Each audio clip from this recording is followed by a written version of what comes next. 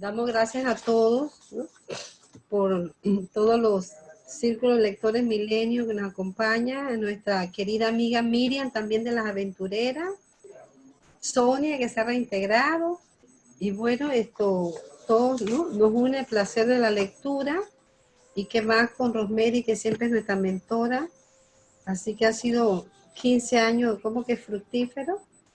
Creo que podemos empezar, y felicidades a cada uno. Así que vamos a empezar con Rosemary, para Sí, que nos dé la bienvenida, Rosemary. sí, ahorita quiero darles la bienvenida a todos y felicitarlos por la persistencia en pandemia. En pandemia, que la gente saque tiempo para unirse, para comentar un libro, nos da esperanza. Nos da esperanza de un mejor país, de un grupo de intelectuales que somos la resistencia, los que vamos de una manera u otra a promover los cambios que necesita el país, los cambios culturales. Yo quería hablarles, porque ahorita va a leer el epígrafe del Crepitar de la Hoguera, cómo yo escogí el Crepitar, el poema de Destellos de Memoria y Piel. Yo buscaba en el libro, buscaba en internet algo que tuviera que ver con el crepitar de la hoguera. Y una frase del poema de Aurita Méndez de Canova me convenció. Hoy evoco una noche con llamas. Recordé esa escena donde el italiano mafioso con el terrorista se enfrentan a Vittorio Scola. Colocados a espaldas de Porco, Gandini clavó los ojos en la figura etérea de Vittorio Scola, elevándose en medio de la habitación. Ambos hombres miraron embelesados la visión, momento que aprovechó Paola para salir al pasillo sin que ellos hicieran el menor gesto de impedirlo.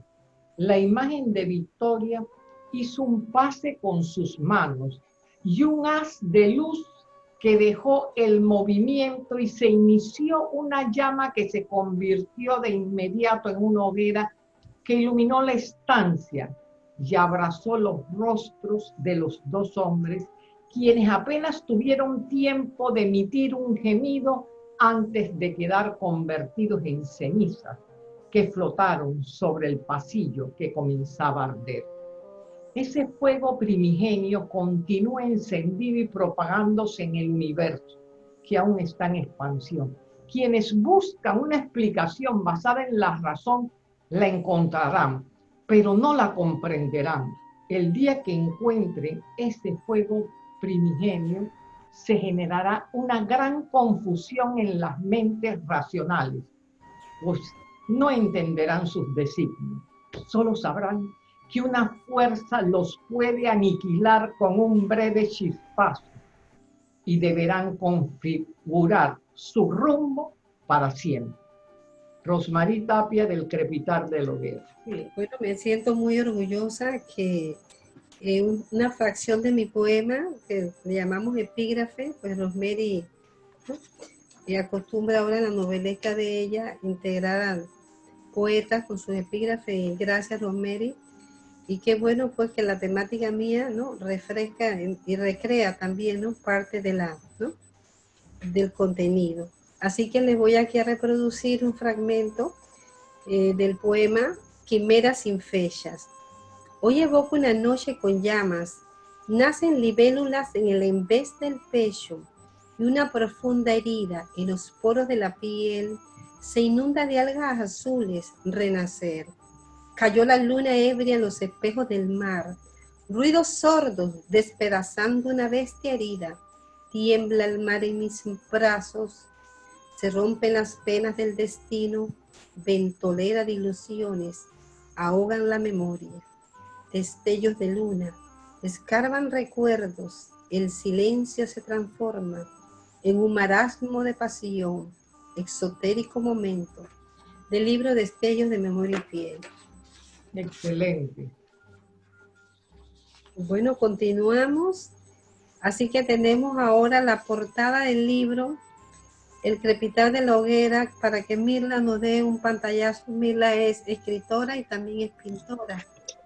Sí, muy buenas noches, encantada de ver caras nuevas que se integran, otras que habían salido y ahora llegan, a Rosemary en su labor titánica que no suelta el dedo del renglón.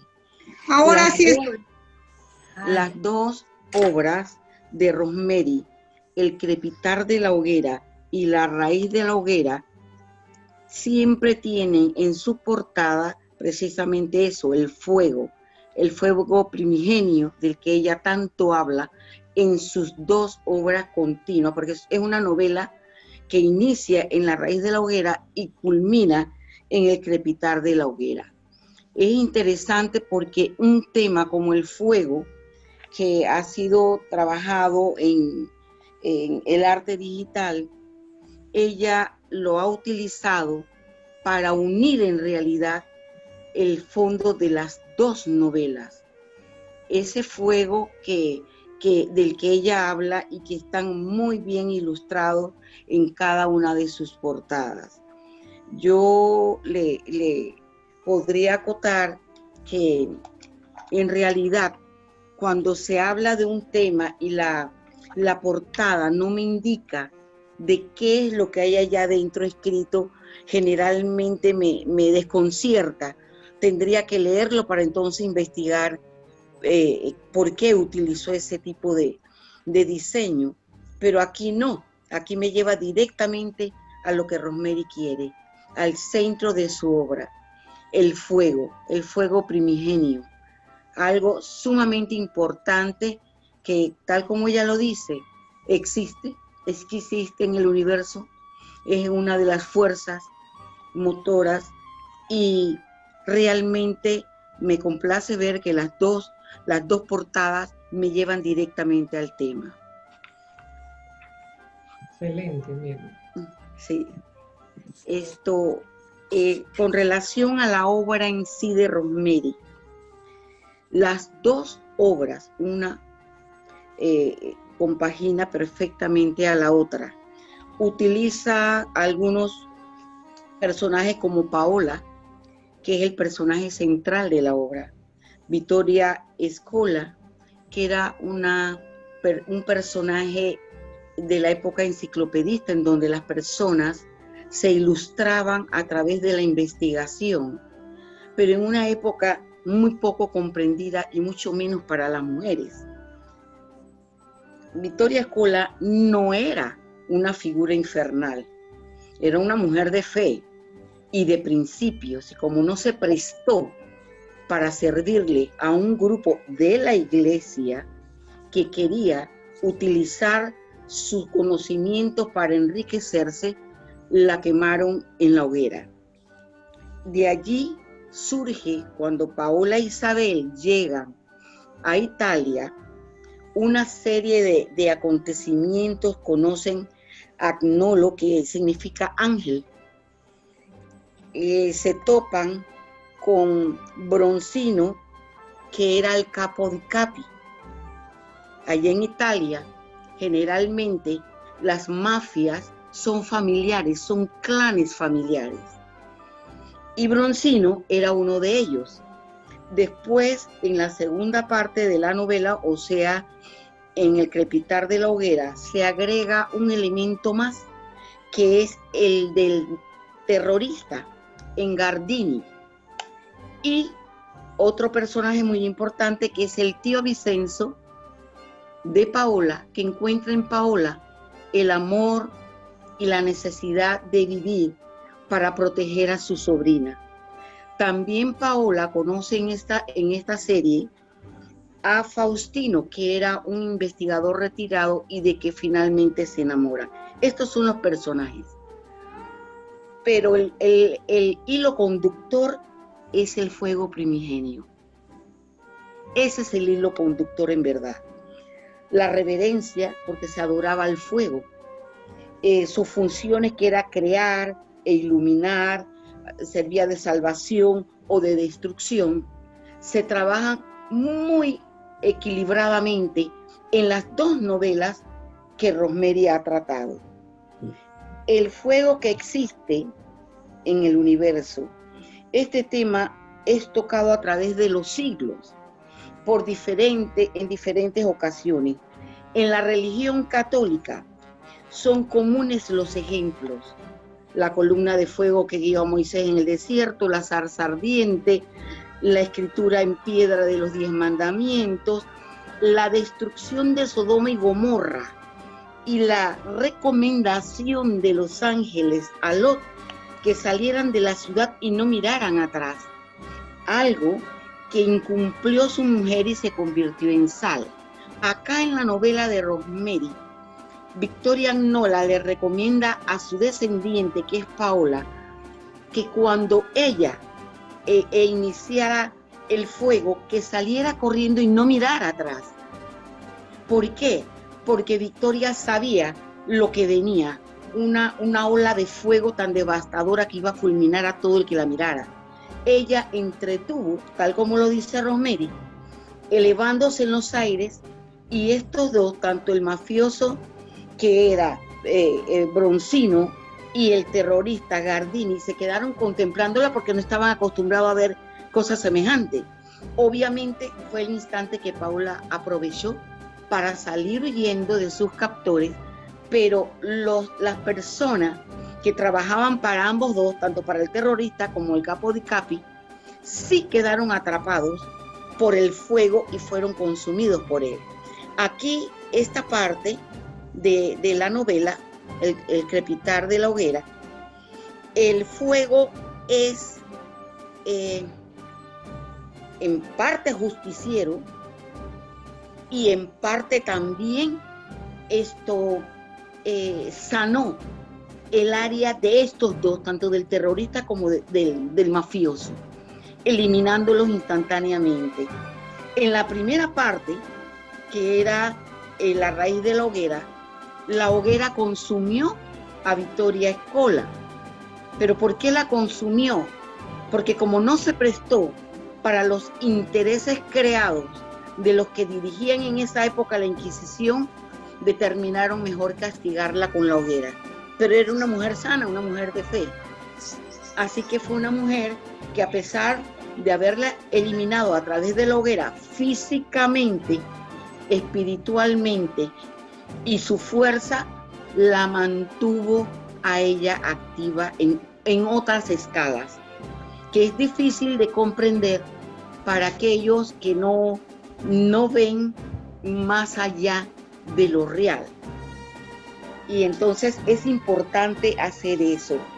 También en la Biblia se utilizaban los altares de sacrificio a punta de fuego, en el fuego purificador del infierno para almas pecadoras, no así para Lucifer. Nunca Lucifer fue purificado por el fuego del infierno, pero muchas almas que eran pecadoras sí fueron purificadas y salieron del infierno. Entonces es importante hacer eso. También en las lenguas de fuego para Pentecostés, cuando convirtió a los amigos de Cristo, sus sucesores, los que sucedieron a Cristo en las enseñanzas de él, que fueron los misioneros, los primeros misioneros, incluyendo a María, que también recibió lengua de fuego. Ellos aprendieron lenguas a través del fuego. Entonces, ese fuego del que habla Rosemary es bien importante en las dos obras, porque una complementa a la otra. Eso me encantó. Yo diría que también no solamente se trabaja en la Biblia con el fuego, sino que los poetas, los cantantes, otras civilizaciones utilizaron el fuego para describir muchas cosas. Yo me voy a tomar la licencia, y perdóname, Ros, pero tengo un ejemplo entre los poetas nuestros, que es el Canto a la Bandera por Gaspar Octavio Hernández. Ese poema, no lo voy a describir parte por parte, pero sí lo voy a leer porque está preñado de información de diferentes tipos de fuego. Y entonces es el recurso que tú, Rosemary, has estado utilizando en las novelas. Me permito un momentito leerles ese poema. Se detuvo el mancebo en la rampa frente al mar transparente. Comenzaba a brillar la mañana. En una de las naves de agua dulce, fondeadas en el puerto, Herculeo marino de color de bronce, cantando un alegre cantar de aldea, enarbolaba el pendón tricolor del istmo. El mancebo sintióse inquieto de entusiasmo. El entusiasmo le hizo poeta y le inspiró este canto. Ved cómo asciende sobre el mar la enseña que refleja en sus vívidos colores el mar y el cielo de la patria ismeña. Mirad, es la bandera panameña, vistosa cual gentil manto de flores. Ved cómo asciende el mástil del velero, serpenteando con lánguida armonía, bajo la luz del matinal lucero, mientras canta fornido marinero, con ruda voz canciones de alegría. El céfiro de Ancón, puro y fragante como beso de virgen acaricia, la tenue seda del pendón flotante y tierno idilio sobre el mar sonante, con el céfiro la bandera inicia. Bandera de la patria, con celajes de púrpura encendida, con pedazos de cielo de los ísmicos paisajes y de marina espuma con encajes, tejieron nuestras vírgenes los lazos. Bandera de la patria, las estrellas en tus colores su fulgor derraman, perennemente vívidas por ellas, los hombres duros, las mujeres bellas, en patriotismo férvido se inflaman. Ellas en nuestros fuertes corazones la llama avivarán del heroísmo, cuando al grito marcial de los cañones, enemigo clarín vibre en canciones, bajo el ardiente sol de nuestro istmo. Ellas reavivarán en nuestras almas amor por nuestras fértiles campiñas, sembrados de naranjos y de palmas, donde tras de luchar núbiles niñas, nos ceñirán de mirtos y de palmas. Bandera de la patria, sube, sube hasta perderte en el azul, y luego de flotar en la patria del querube, de flotar junto al velo de la nube, si ves que el lado ciego en los ismeños puso cobardía, desciende al istmo convertida en fuego y extingue con febril desasosiego a los que amaron tu esplendor un día.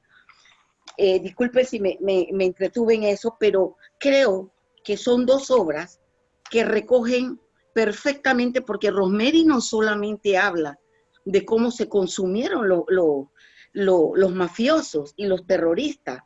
Rosemary en las dos obras va hilando de tal manera que muy sutilmente el niño o el joven está recibiendo una información valiosa, que son los valores. Ahí están todos: el amor familiar, el amor a la amiga, el amor de pareja. Esos son valores, la honradez, la lucha contra el mal.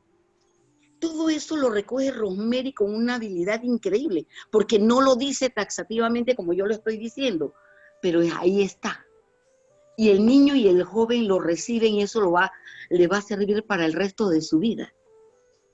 Entonces, es una forma en que Rosemary tan hábilmente lo ha descrito, que yo te admiro, Ros, porque en verdad ese don que Dios te ha dado, te ha hecho madre de todos tus lectores. En una forma u otra tú los estás guiando como una madre, a través de la lectura, A través de la lectura. Hay una coincidencia cuando yo digo que no hay coincidencia. Ajá.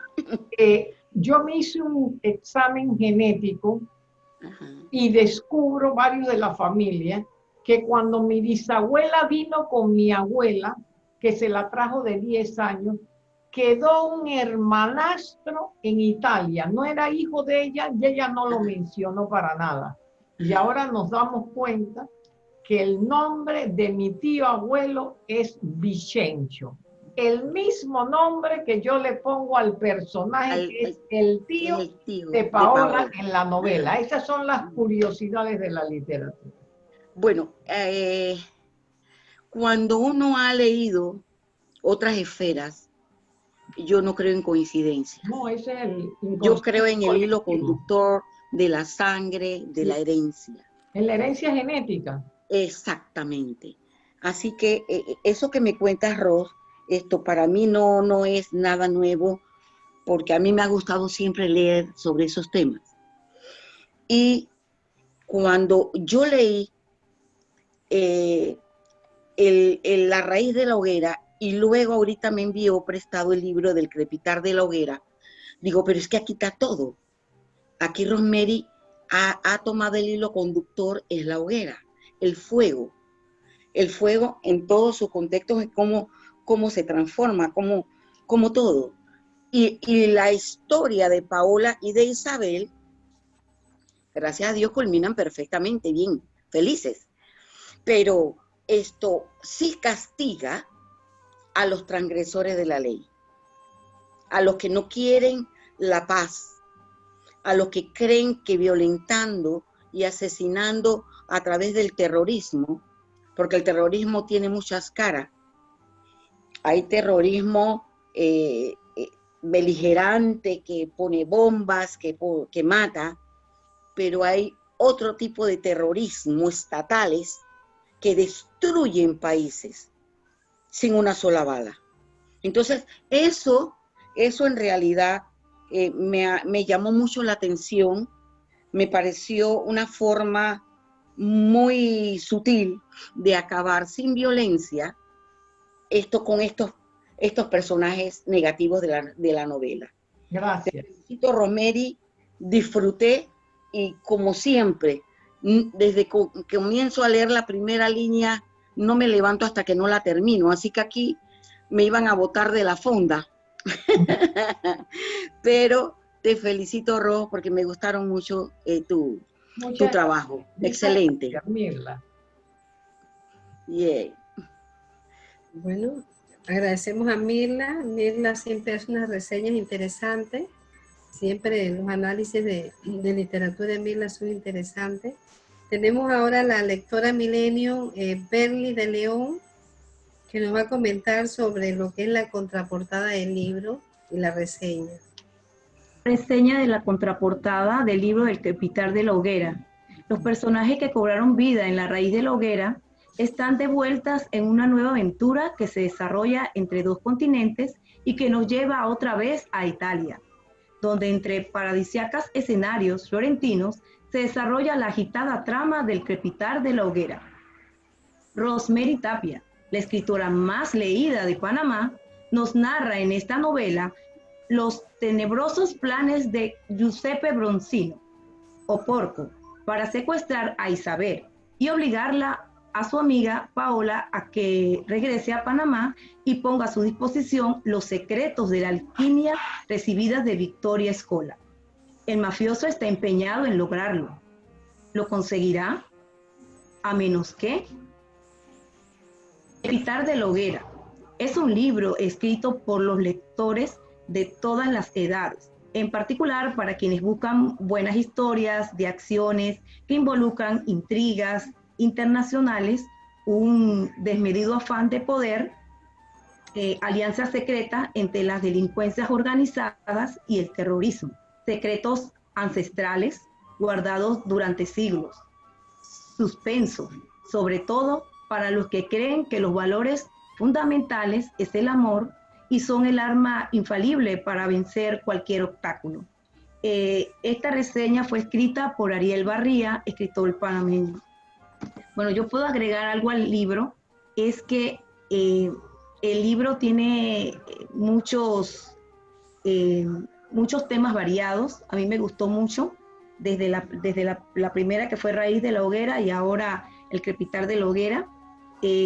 Habla de de una vez yo sentí empatía con ese libro, me gustó mucho, porque siempre me ha gustado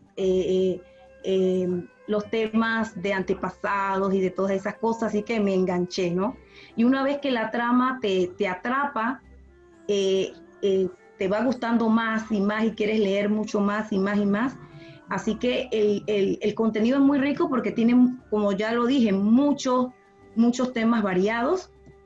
El que no ha leído el libro, que lo lea porque de verdad lo recomiendo, y que no solamente se lea uno, sino que se lea los dos, porque de verdad que es muy interesante. Gracias, Berly.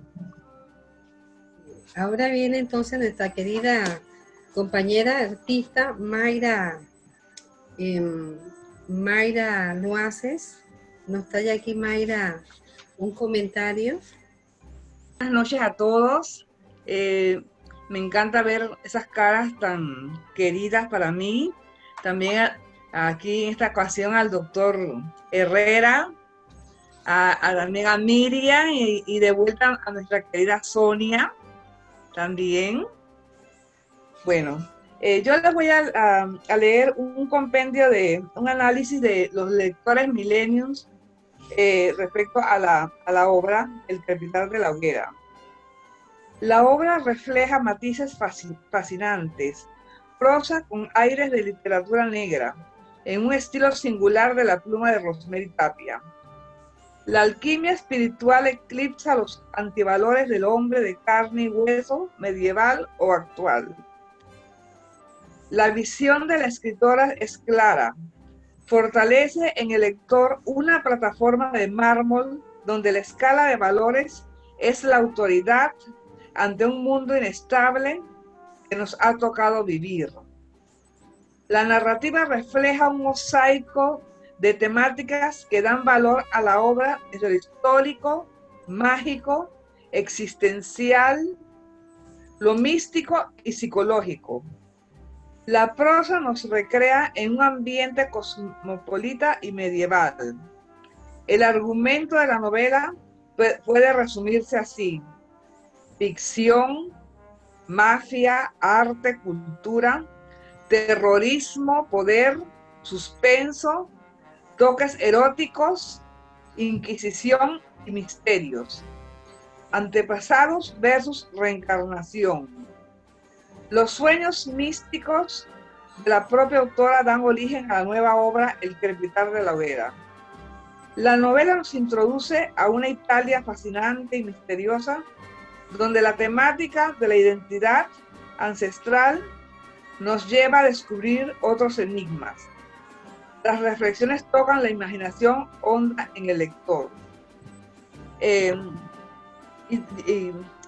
Pensando sobre ambos libros, y como les dije anteriormente, a mí, yo soy amante de la genealogía, me encanta saber de la familia, de los antepasados, porque uno tiene que saber de dónde viene para saber a dónde va. No olvidarse nunca de todos los aspectos de las familias. Pero lo que sí es verdad que el que busca encuentra. Y cuando vamos hacia atrás buscando en la familia, no solamente vamos a encontrar cosas positivas, cosas negativas. Y bueno, pero bueno, tenemos el privilegio de, cuando vamos a contar nuestra propia historia, escoger lo que vamos a escribir también. Porque muchas cosas del pasado, yo pienso que es mejor dejarlas en el pasado tranquilitas, porque no le van a servir de nada a los descendientes. Pero sí es muy importante saber, pues, para entonces uno descifrar a veces misterios propios de la identidad de uno, de la forma de ser de uno, que uno se pregunta por qué.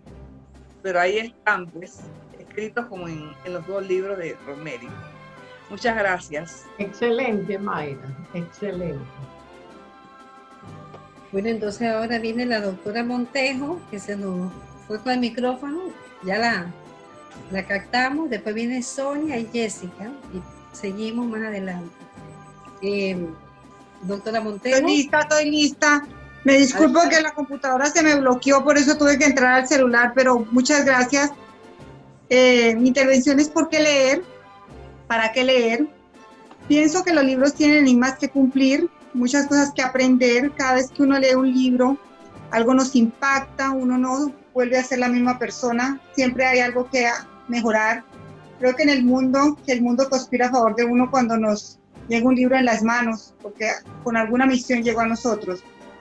Si alguien pregunta cómo animarse a la lectura, yo le recomendaría la lectura en grupo. Para mí ha sido una experiencia maravillosa todo lo que he aprendido en el grupo de lectura, porque pues no era una gran lectora, empecé porque un hijo mío es muy lector, y pues cuando uno tiene un hijo uno se compromete, y eso me hizo que la lectura fuera divertida, disfrutar enfoques que nos nutren de un modo sistemático, porque hay una manera de leer. Ahorita ha sido una gran maestra para mí. La lectura es un universo rico de ideas que eleva el placer estético y afectivo. Uno a través de la lectura puede hacer catarsis de sentimientos y de muchas cosas, así es que es muy divertido. Al leer un poema o una prosa, algo interesante se queda a nuestro favor. Leer en grupo también nos fortalece la fluencia verbal y el desarrollo de la personalidad. Es una gran experiencia para desarrollar muchas habilidades. ¿Para qué leer? Por aventura, por leer un libro de boga, por quemar el rato, para que nos dé sueño o para disfrutar el oasis de la lectura. Todo ello suma a creer en el hábito de leer con disciplina en regla y forjarnos como lectores activos. Vivimos en un mundo vasto en conocimientos y de avanzada. La informática nos ha roto nuevos paradigmas. Lo que hoy se lee, mañana tiene otros nuevos enfoques. Leer actualiza nuestro mundo circundante. Creo que cuando uno decide leer por placer, es porque hay una fuerza interior que toca la puerta, hay que abrirla para que nos sigamos escuchando ruidos sordos. Ese es el momento de explotar el entusiasmo para leer libros que nos dejen el placer estético y positivo. Ese era mi aporte para el grupo, que ha sido maravilloso mi experiencia con ustedes, y escuchar las interpretaciones y los libros maravillosos de Rosa María Tapia también es muy, muy, muy interesante, todo lo que se puede encontrar a través de la lectura. Gracias, María Teresa, excelente. ¿Por qué leemos? Bueno, continuamos. Seguidamente viene Sonia, Jessica y Juan, así que sería interesante. Hemos hablado de la novelesca de Rosemary en este juego de obra de la hoguera, que sería En la raíz de la hoguera y El crepitar, que lo tengo aquí un solo libro. Entonces Rosemary hizo una edición que es completa de los dos libros. Tengo el placer de tenerlo. Ambos libros en un solo, ¿no? Una sola antología. Este es un libro de colección ahorita que solo está disponible en Amazon, que tiene las dos novelas juntas. Se lo recomiendo. Así que tenemos ahora a nuestra compañera, la artista Sonia Grego Ramos, para que nos comente un poquito ahora de Rosemary, sobre todo algo breve sobre su quehacer literario. Buenas noches a todas, es un placer estar aquí de nuevo con ustedes, con todas ustedes. Rosemary, un gracias siempre por todo lo que nos das. Antes de leer la biografía, yo quiero decir, sentir con respecto a este libro que comentamos esta noche. Yo quiero decir que como es el estilo de Rosemary, un estilo seco, cerrado, todos los acontecimientos se desenvuelve rapidito, por eso que es entusiasmante y agarra uno y lee el libro de un solo tiro, digamos, ¿no? Por eso mismo, por ese ritmo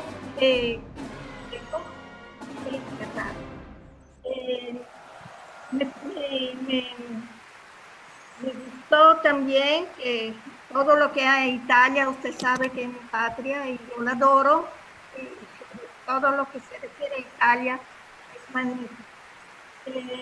Me gustó muchísimo también esa parte sobre la relatividad, la mecánica cuántica, los universos paralelos, todo esto.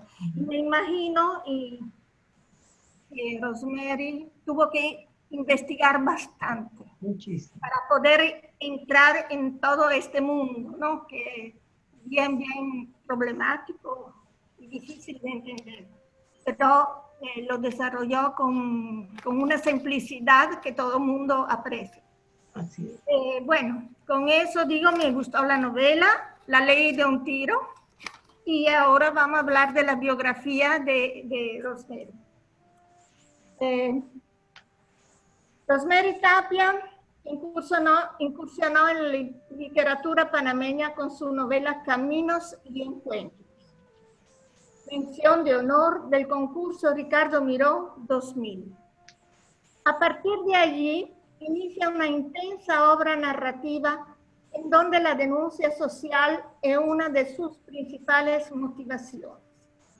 Sensible y sincera, logra comunicarse con sus lectores, quienes de inmediato la convierten en la escritora más leída de Panamá, agotando casi todas las ediciones de su novela.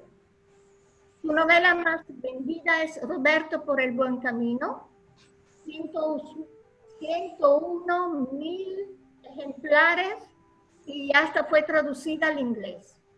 Por su gestión y desarrollo en la letra, se le otorgó el galardón Estrella de Oro, Premio a la Cultura Estrella de Oro, Azuero 2007.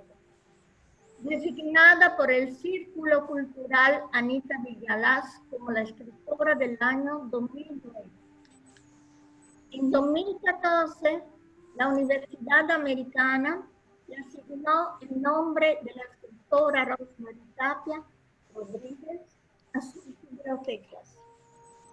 En 2014, la doctora en filosofía Sara Escobar Wiercinski incluyó el análisis de dos de sus obras, Roberto por el buen camino y Mujeres en fuga, en su tesis doctoral Wayne State University, Detroit, Michigan. El 16 de junio de 2016, la Asociación de Empresarias y Profesionales de Panamá rinde homenaje a mujeres que dejan huella y designa a Rosemary Tapia mujer destacada. En 2017 se le otorgó el premio Honor al Mérito Don Manuel García Castillo, categoría talento. En el 2018, la Academia Bilingüe Rosemary Tapia le asignó el nombre de la escritora a su mismo plantel.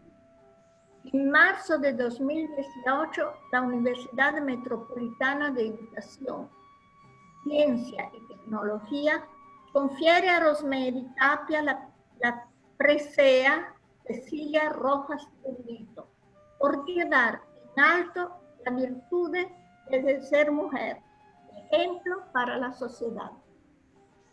Y lo más importante para nosotros, fundadora del grupo literario Letra de Fuego, ideó el programa sociocultural Siembra de Lectores para promover los círculos de lectura a nivel nacional. Gracias por eso, Rosemary. Sonia, muchas gracias. Y yo quiero felicitarte porque hiciste una observación maravillosa, la de los universos paralelos. Yo me pasé más de 2 meses estudiando los universos paralelos para explicarlo de manera sencilla, que todos los lectores lo comprendieran. Gracias, Sonia. Bueno, continuamos. Tenemos aquí desde Chiriquí a nuestra compañera Charlotte, que logró entrar, pero no. Estamos aquí con Charlotte. También agradecimiento al doctor Herrera, que siempre, ¿no?, nos acompaña. Ya le parte de Siembra de Lectores. Gracias, doctor Herrera. Y Miriam, que es de la coordinadora de las aventureras. Entonces, un grupo de gente que siempre nos acompaña. Así que viene la parte más importante para nosotros, que es el nuevo segmento que tenemos. Tenemos a una periodista joven en nuestro grupo, Jessica Ferri, y ella nos trae aquí un editorial literario con aires, ¿no?, dedicado a Rosemary Tapia. Adelante, Jessica. Buenas noches a todos. Bueno, aquí quiero leerles un editorial literario que titulé Autora de renombre. Cuando hablamos de lectura en Panamá, no podemos evitar que nuestra mente se transporte a aquellos libros como Los Ángeles del Olvido, No hay trato, Niña Bella, La raíz de la hoguera, entre muchos otros, que han inspirado desde pequeños a grandes y que han encendido una chispa de despertar en la literatura. Hablamos de la escritora panameña Rosemary Tapia, que tras sus muchos esfuerzos en el caminar del mundo literario, ha obtenido grandes reconocimientos que muestran su calidad en esta profesión y a su vez ha contribuido en gran manera a la educación panameña. ¿Por qué a la educación? Porque aún recuerdo estar en la escuela y que se nos pusiera a leer una de sus obras y siendo todavía unos niños, nos envolvíamos en esa historia, en el deseo de saber más y más qué ocurriría. Estoy segura que esa semilla de la lectura quedó plantada en nuestros corazones.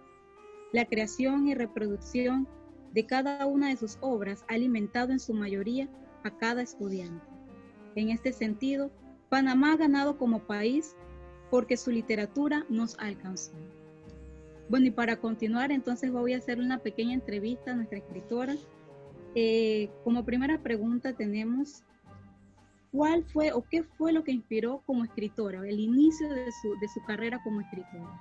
Mi profesor de tercer año, el profesor Roberto Carrizo, cuando nos enseñó el análisis literario de una obra de diferentes géneros, yo dije, yo voy a ser escritora.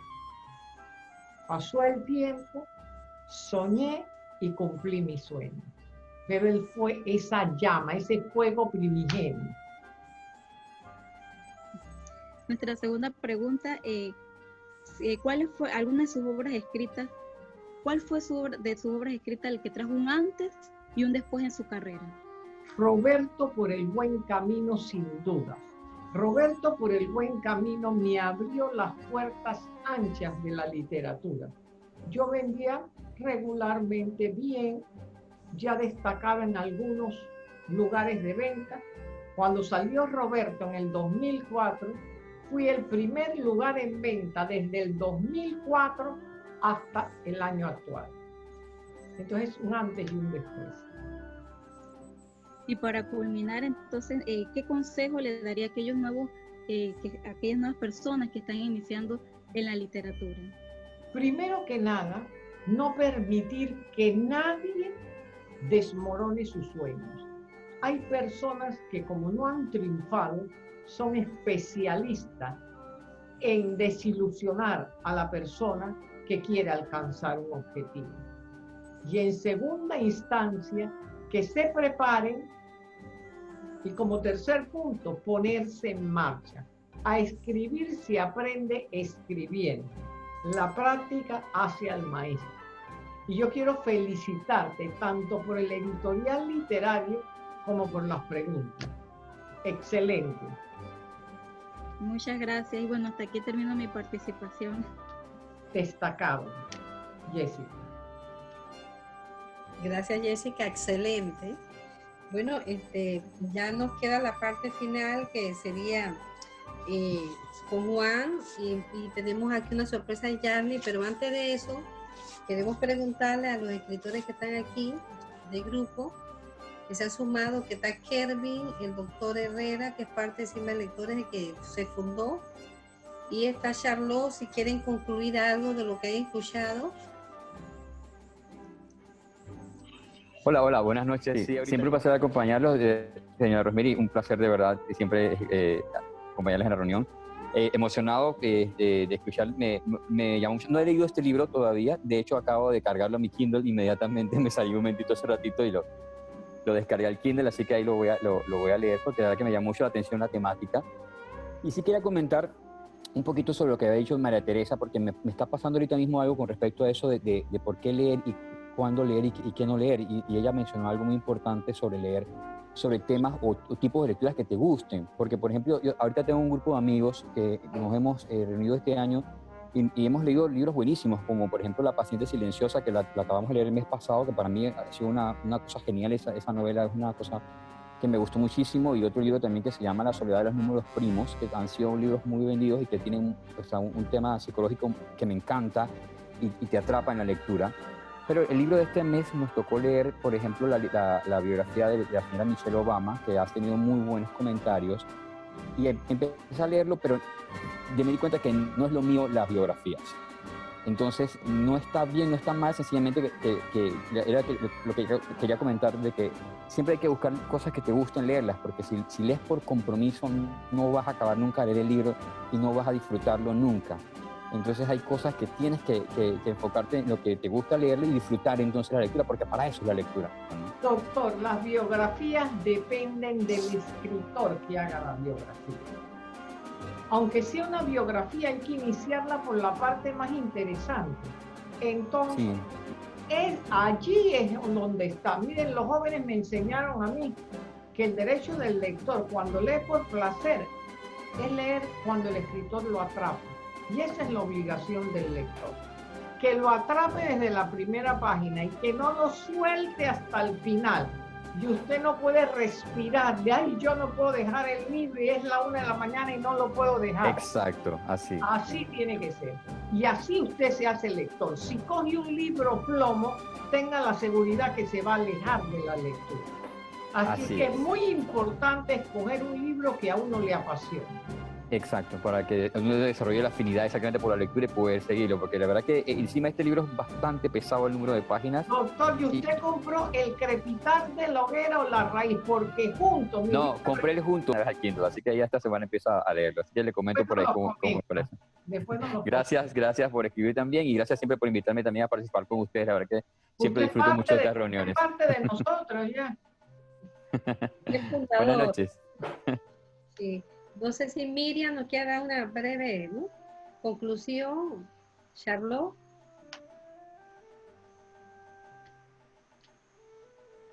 Para entonces.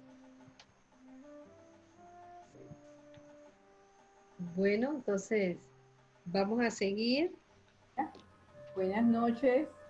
A Miriam. ¿Me escuchan? Sí, cómo no. Sí, buenas noches a todos, especialmente a nuestra gran escritora Rosemary Tapia, que es para nosotros un placer tenerla en nuestro círculo, ¿verdad? Hemos aprendido demasiado con usted y es un honor decir que pertenecemos a ese círculo de Rosemary Tapia. También quería agradecerles pues la invitación a mi amiga Aurita para participar en esta noche literaria que ha sido muy enriquecedora. La verdad es que tantos días de estar aquí encerrada, la verdad es que me ha llenado de mucha satisfacción haberlos visto y haberlos escuchado. Y gracias y espero que me sigan invitando. Gracias a Aurita y a todos, que tengan muy buenas noches. Siempre lo vamos a invitar. Gracias, siempre está en mi corazón. Gracias. Bueno, tenemos entonces a continuación nuestra, charla que esperamos con mucha avidez, que es sobre aires del medievo, el arte silencioso, con nuestro querido profesor Juan Aguilar. Después viene un pequeño brindis con una pieza musical de nuestra querida lectora Juan. Muy buenas noches. En esta oportunidad vamos a tener quizás un retroceso histórico a la continuidad de temas, pero es una parte también del arte y se tiene que entender sin tapujos o tabúes, referente al arte licencioso, entendiendo que también en la poesía hay licencia poética. En este caso, el arte licencioso ya viene datado del medioevo europeo, en virtud de las características, obviamente, el arte religioso, pero la parte que más se estudia actualmente es la vida diaria de dos fuentes, de ciertos personajes eclesiásticos, principios de burguesía y elemento feudal. Hoy día se han encontrado diversas fuentes en murales, en retablos y en cuartos o recámaras que estuvieron tapadas, ocultas o simplemente no estuvieron al alcance hasta época más moderna. Estas imágenes, que si bien pueden encontrarse en Oriente, en Asia, en África y en cierta parte del norte de Europa, no era del común hablar. el pueblo de aquella época, con todas las consecuencias del medioevo, el oscurantismo y otras cosas que también habla en parte el libro de la autora Rosmarie Tapia, encarnan elementos comunes. Es decir, habían elementos como hay hoy día de cierto tipo de artes, digamos, no muy característicos, como las tabernas, las juergas de borrachos o apuestas, peleas entre vecinos y vecinas, cierto tipo de comportamiento sexual abierto o escondido, o inadecuado o tabú, y también las referencias a cierta mitología o esoterismo de demonios, ángeles y correspondencia a cosmología de época, llámese invierno-verano, época de estaciones, la idea de los infiernos o los cielos o cuestiones de la misma conciencia espiritual del pueblo. Es así que este deambular no permite hoy entender licencioso como algo feo, malo o nocivo, y no es cierto. El término, según la Real Academia de la Lengua Española, define que si bien la mayoría de las veces lo entendemos como lo malo referente a algo más o menos tabú, también se refiere a aquella persona que enfrenta sin tapujos, con moralidad, verdad y honradez, temas que le son difíciles al común de los mortales. He allí que la licencia poética muchas veces tuvo su finalidad en el arte pictórico, tuvo otra finalidad. Los estudiosos actualmente lo que más les llama la atención es que en estos nuevos hallazgos, donde más se encuentran es justamente en personas que, digámoslo así, por la época eran ejemplo de moralidad. Escenas, por ejemplo, en prostíbulos, que es raro, porque repito, algunos eran de carácter eclesiástico o referentes de la comunidad o personas, digamos, que eran los jueces morales, que decorasen sus habitaciones o elementos comunes, no tanto los privados, con escenas dantescas hoy día, demonios, libertinaje sexual, elementos, digamos, sacados ya de lo que sería Adán y Eva, porque no eran Adán y Eva. Hoy se ven común, ejemplo, el swinger, el compartir parejas, el trío y toda esa canción de Maluma que anda por ahí. Todo eso está ya pintado en escenas del medioevo. Lo más interesante, a nuestro parecer, acá en América, es un gran artista, hoy día holandés, en aquella época de Países Bajos, el Bosco. Bueno, es su apodo, el Bosco. El Bosco viene a resumir un conjunto de época en un conjunto de obras. Sin embargo, no fueron extrañamente reprimidas, fueron muy queridas, avaladas, y desde que él nos legó esta muestra pictórica, ese mundo no ha parado de recorrer. Lo que pasa es que al no explicarle en la visita cuando uno va al museo, que allí encerradas, contenidas, escondidas o expuestas están el resumen de todas las escenas licenciosas del medioevo, entonces que uno no goza la obra del Bosco. En cada parte, sobre todo el que llaman el jardín de los sueños, referente al paraíso, al purgatorio y al infierno, es que ciertas personas a veces, por morbo o porque les llama una escena, un personaje, les llama la atención la obra, pero el Bosco lo que hizo como referencia fue resumir cada característica, es decir, era una persona versada, no era un ignorante de su época y tampoco quiso dar la espalda a su realidad. Él resume en diferentes facetas, en diferentes obras, algunas en retablo, otras no, en casi 1,5 metros, 2 metros, creo que la muy grande, y 1 metro o menos de 1 metro, la más chica, escenas que hoy nos parecen muy fantasiosas, pero que si uno pone atención, escena por escena, vamos a ver primero la del paraíso, la que parecería pues más idílica y para nosotros la idea de lo bien o ligado a Dios. En ese particular ya uno se encuentra escenas que para la época no tenían ninguna razón de ser y mucho menos de permitir. pero justamente la popularidad, la calidad de este artista, su talento y su particular forma compositiva hace que sean de todo el goce y aplauso de la época hasta nuestros días. En el 2016 cumple 500 años su obra, imagínense, hoy tenemos 504 años porque ya estamos en el 2020 y su obra sigue dando de qué hablar. Ahorita tenía ciertas imágenes que no sé si quiera compartirle, ahora sí debatirle. Claro, no son las más bonitas del mundo, era el porno de esa época, por decirlo así, pero, repito, hay desde la fase de Oriente, la parte africana y del norte de Europa. Era escenas que nos asombran, porque en el origen árabe, por ejemplo, ya hay cuestiones de hasta de la época romana, de, digamos, contubernios de coito con animales. Hay escenas, por ejemplo, como dije, de tríos. Hay, digamos, escenas de parejas que se roban unas a otras, la pareja, o romances extraños, o comportamientos de parejas que van quizás en busca de aventura, en situaciones comprometidas. Y todas estas escenas se complementan muchas veces con elementos de vocablos o términos obscenos, que era casualmente un poco extraño hasta para la época, y que han perdurado hasta nosotros dando referente, como dije, no de graffiti de calle o de elemento de calle, porque obviamente no iba a sobrevivir, sino en recintos ligados o no, querámoslo o no, a personas de cierta carga moral y ética de su ciudad, de su entorno. Y estas obras fueron pagadas, no eran baratas.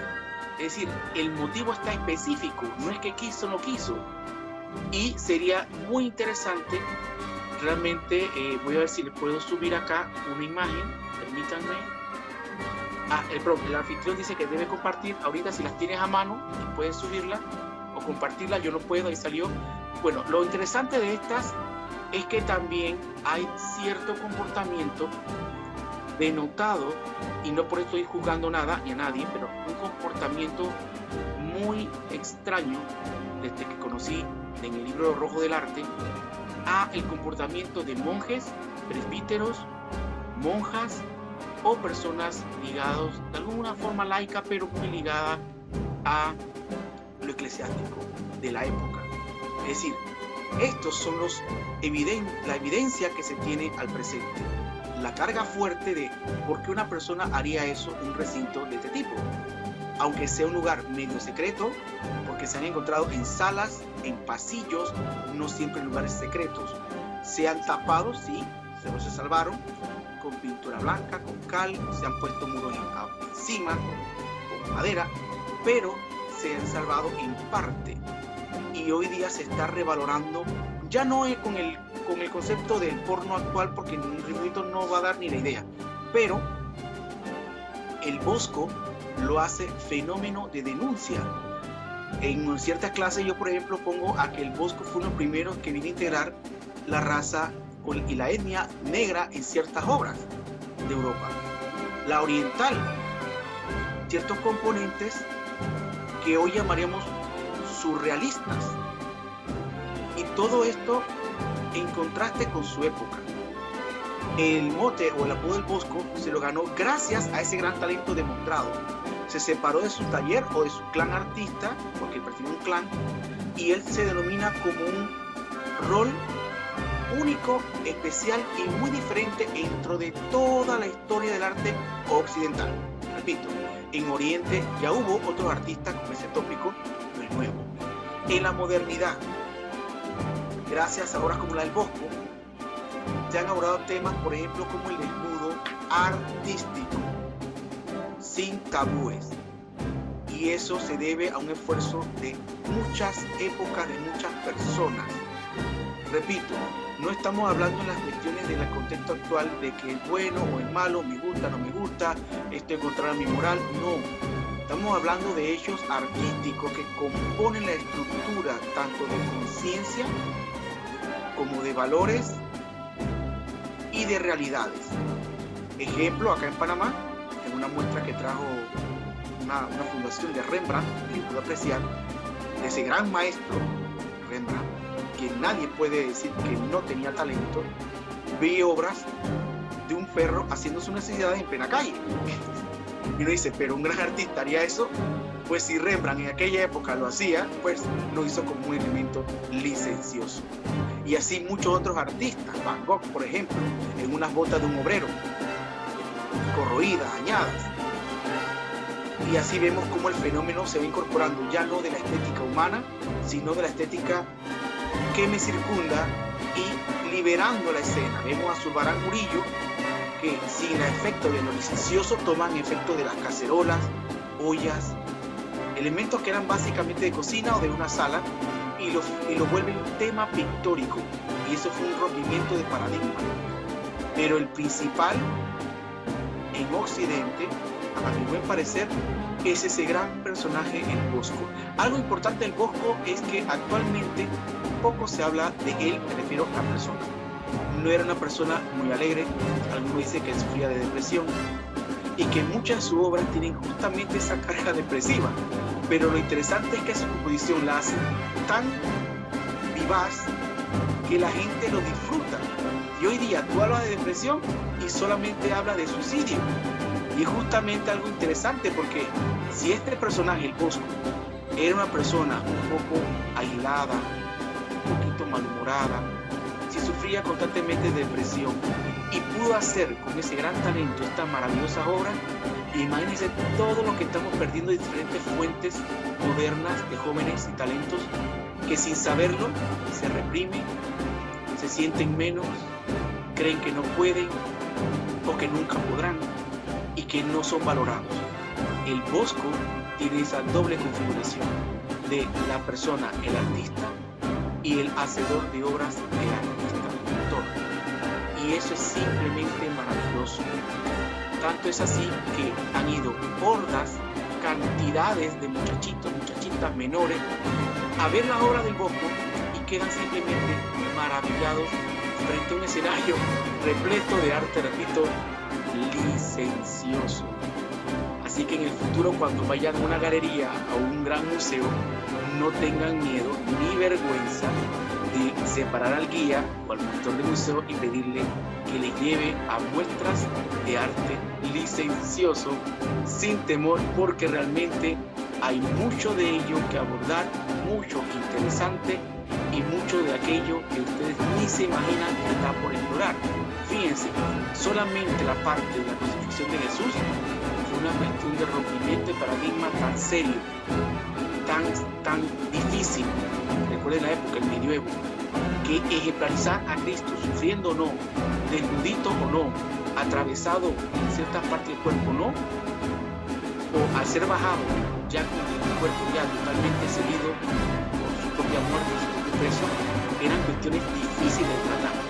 Y fue gracias a ciertos elementos de una no correspondencia realidad que la gente decía, sí es Jesús ahí, pero no me convence, necesito que sea un poquito más real. Y justamente el arte licencioso es la molécula de ese realismo actual o no, de época o no, que encarna lo que el pueblo en parte pide y le es común, es decir, el nexo, el puente que el pueblo pedía con las personas a manera particular que se le ofrecía el arte. Y eso es justamente lo interesante de la época. Ya después del Bosco, obviamente hubo diferentes fenómenos, otros artistas que ya hemos hablado, de Klein, ¿se acuerdan del beso? Bueno, recuerden que antes del Bosco estaba la escena de el beso en el huerto de Getsemaní, y lo difícil y licencioso que fue para la época el ofrecer esa escena donde la traición se vuelve ejemplo a través de un beso entre hombres. Recuerden lo que está hasta la Biblia. También la parte donde Miguel Ángel, ya un poquito quizás colindante con el Bosco, pero Miguel Ángel toma la escena de el niño Dios junto a su primo San Juan Bautista, ambos menores, niños, y está el niño Dios posado en los pies de la Virgen María, o sea, sus piecitos están sobre el pie de ella. Una escena tan real, tan maternal y sin tapujos, pero en su época eso era arte licencioso.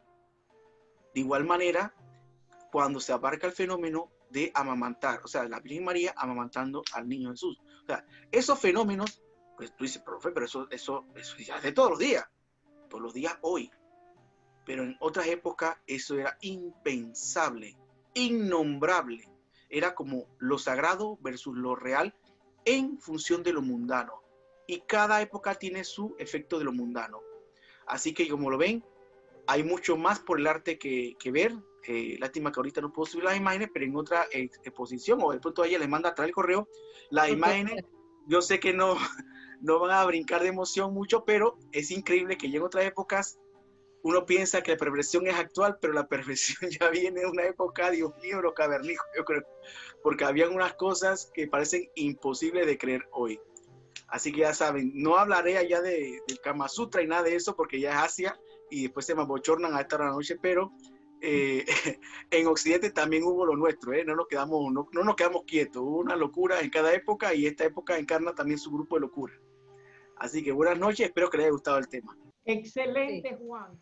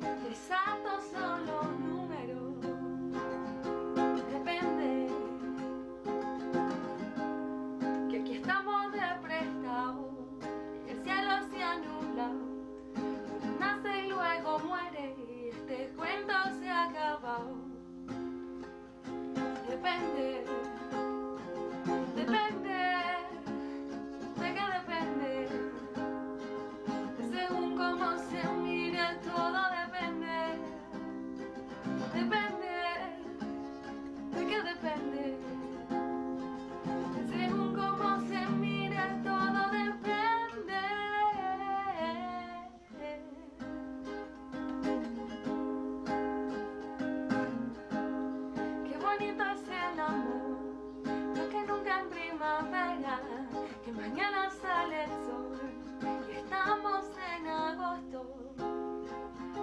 Depende que con el paso del tiempo el vino se hace fresco, que todo lo que sube baja, de arriba abajo y de abajo arriba. Depende, depende, de qué depende. Según cómo se mira, todo depende.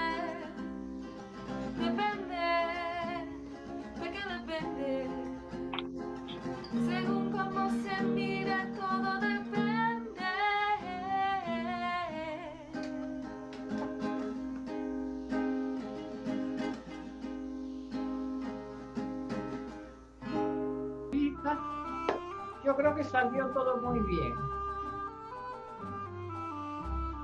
Excelente, excelente. Y Yale pues no pudo venir porque está con su tesis, pero quiso dedicarnos a los milenios. Ella es una lectora pues joven y es música también. Así que qué bonito pues este brindis para los milenios y para Rosemary en este mes de octubre. Bueno, un abrazo a todos y a todas. Y vamos a ver, nos vemos el próximo mes. Despídete ahorita que tú eres la coordinadora de COCLE por sede en Aguadulce. Bueno, gracias a cada uno. Realmente como que yo creo que todos, ¿no? Hemos como que desarrollado el hábito de la lectura y el entusiasmo sobre todo. Y date gracias, Rosemary, porque tú has sido también nuestra barca que nos ha guiado y yo creo que, como dices tú, somos ya como familia, es lo principal, así que leer, pues, como dijo la doctora, leer en grupo es la mejor forma de leer y es divertido. Así es. Bueno, el saludo de ahora. Un abrazo.